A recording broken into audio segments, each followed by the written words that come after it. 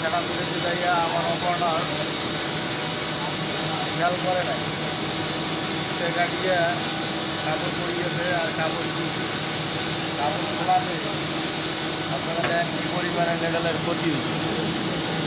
যারা নিটিংয়ে কাজ করেন তাদের কাছে বিশেষ করিয়া যারা অপারেটর সতর্কবাণী থাকবে, রিপ মেশিনে ফেটা বুড়াইতে গেলে আমার ছবি সহ রিপ মেশিনে ফেটা বুড়াইতে গেলে অবশ্যই ফেটা বুড়ার পরে অটো কাটিয়ে দেয়, এরপরে মেশিন বুড়াই দেয়।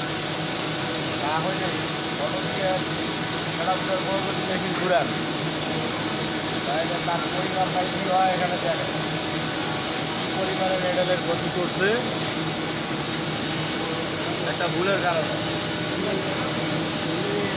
অটো কাটা থাকতো তাহলে এই সমস্যাটা হইতো না, এই নেডেলগুলোরও ক্ষতি হইতো না। নেডেলগুলো লাগাইছিলাম নতুন নেডেল 2x1 মেশিন 20 টাকা।